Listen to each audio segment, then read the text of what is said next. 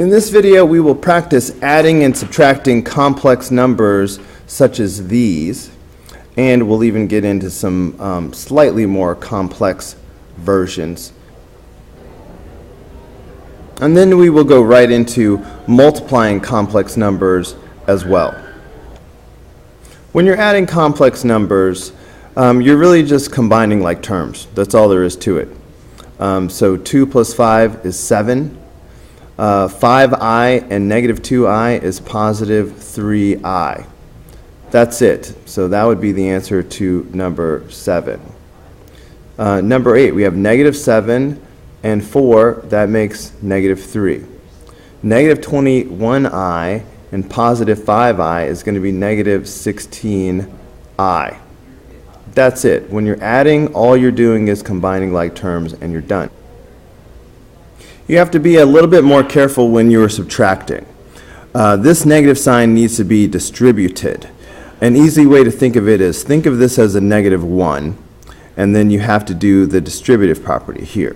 So negative 1 times 6 will be negative 6. Negative 1 times positive I will be negative I.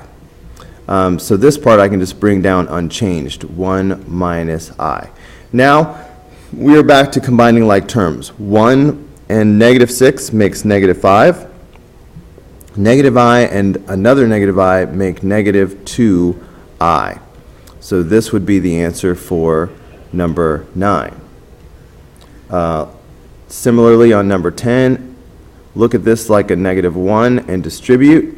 So that's going to give me negative 4 plus 13i. I will bring down the 9 minus 8i unchanged, and then combining. So 9 and negative 4, that's 5. Negative 8 and 13, that's going to make also 5. So we have 5 plus 5i for the final answer. Be careful on number 11.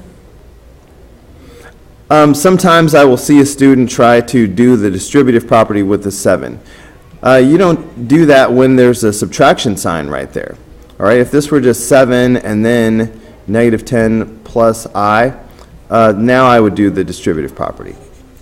Okay, instead, what I will do is, again, see this negative sign? That's a negative 1. I will distribute the negative 1, not the 7. So distributing the negative 1 will give me positive 10 minus I. Now I'm just going to bring down the rest. So the 7 comes down and the plus 4i comes down. 7 plus 10, that is 17. Negative 1i and positive 4i, that's going to be positive 3i. So this will be your final answer for number 11. Okay, so that's how you add and subtract. Now let's go ahead and talk about multiplication. So when you multiply complex numbers, it works just the same as it would if these were x's, except for one thing. You must always remember that I squared is equal to negative 1. So anytime I see an I squared, I'm going to substitute negative 1. So when you have a binomial times a binomial, you have to double distribute. So first I will distribute this 2. So 2 times negative 3 is negative 6. 2 times 4i is 8i. All right, now I will distribute the negative 3i. So that's going to give me positive 9i, and then negative 12, and here it comes, I squared. Don't forget that that's negative 1. In fact, I'll just put a little negative 1 right here. So just to make it super clear, I'm going to just make this one change here only. So I'm just going to bring everything down for a moment. Okay, this negative 12 times negative 1 will become a positive 12 with no I at all. Now I'm just combining like terms. So negative 6 and 12, that makes positive 6. 8i and 9i make 17i. So this would be the final answer for number 12.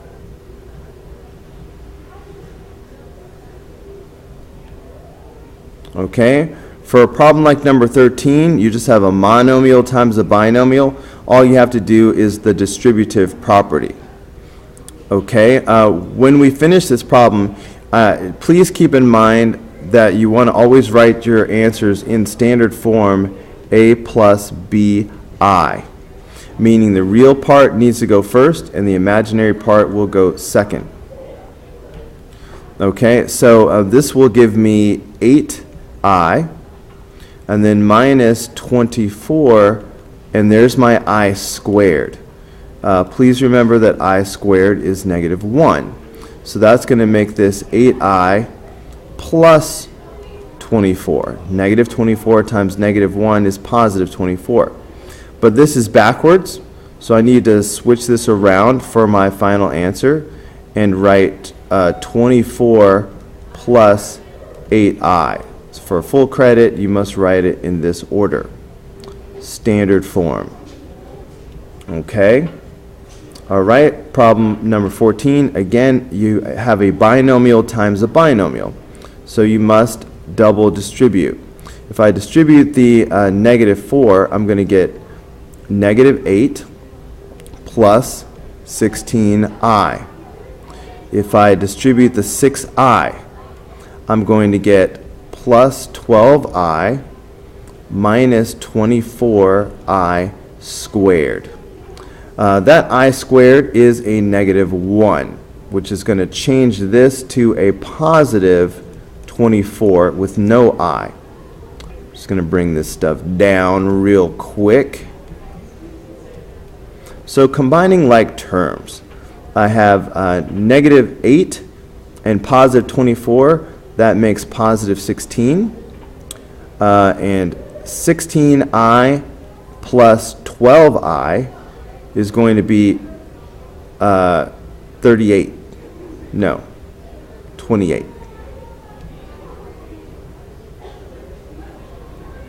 So I'm going to have 28I.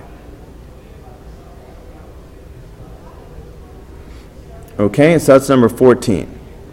Similarly, number 15, got to double distribute.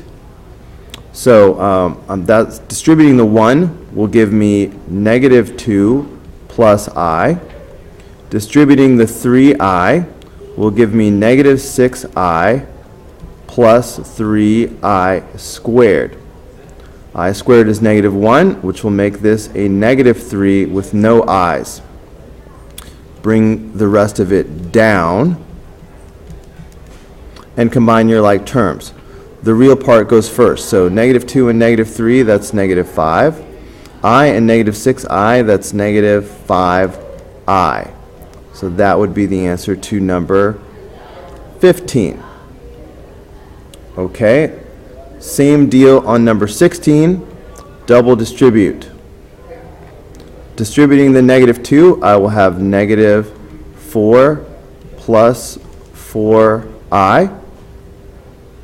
Distributing the negative 5I, I will have negative 10I plus 10I squared.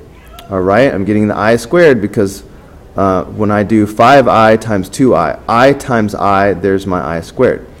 I squared is negative 1, which is going to make this into a negative 10 with no I. So bringing the rest of it down,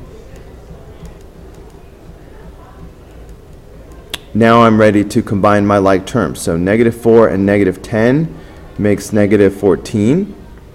4I and negative 10I make negative 6I. So this will be my final answer for number 16. All right, I'm going to stop this video here because we're about to switch gears into division, and that's a whole nother ball of wax. So I will see you on the next video if you're interested in learning how to divide with complex numbers. Looks like it gets pretty ugly.